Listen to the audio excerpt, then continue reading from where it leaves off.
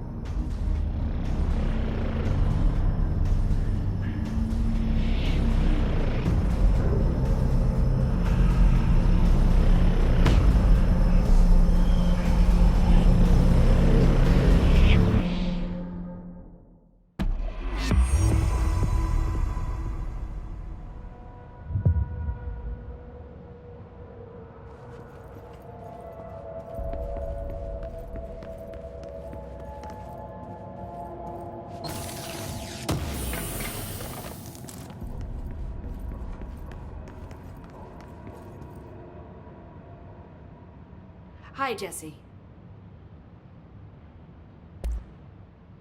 Where did the hiss come from?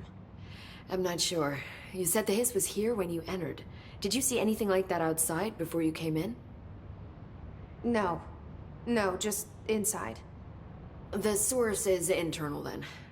See, the oldest house is a sprawling complex with openings to other places as well. I don't even know where to start looking. But in the context, it's good news. The lockdown holds. The hiss escaping the building would be the end. Pretty shitty world out there if you ask me, but I wouldn't want the hiss to destroy it. With you on that, Emily.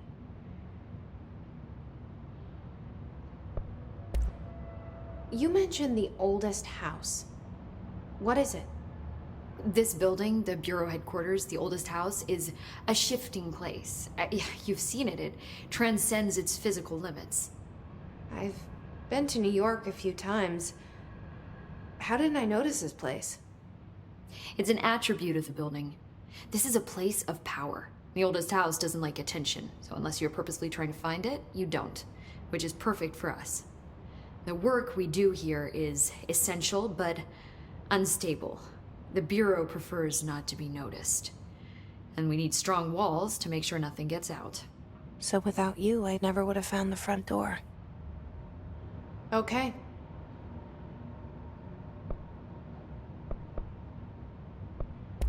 This Trench guy. I keep hearing him in my head. Is he a ghost? Haunting me? I doubt we're talking about a ghost in the traditional sense, but an echo maybe. See, if he was killed by the service weapon, your gun, maybe it's his final thoughts recorded by the bullet in his brain, like a deep space probe sending back data. But that's just a hypothesis on my part. I'd need the gun to research it. But you better hold on to that given the circumstances. I think I will. Yeah. Can you tell me what an object of power is exactly? This is all, well, new to me. Don't worry, I love going over the basics. So objects of power are mundane objects that house paranatural energies and have developed a link to the astral plane and can thus be controlled, which is what differentiates them from altered items, which are still housings of paranatural forces, but are more volatile and cannot be bound in the peri-utilitarian sense. Got it? Did she memorize this? Got it. Thanks. So HRA stop you from becoming Hiss? Well, it seems that way. I mean, I hadn't even heard of an HRA until a few weeks ago when Dr. Darling started handing them out. Well, I began analyzing mine as soon as I got it. I mean, each one seems to emit a powerful short-range frequency way beyond anything I've ever seen. Doesn't the timing seem suspicious? I thought that too. Dr. Darling usually likes to unveil his latest breakthrough in big presentations. With these, he just passed them out. Yeah, his behavior makes me wonder what exactly he knew.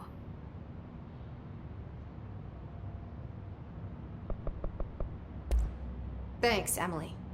I'm sure I'll have more questions soon. Just let me know.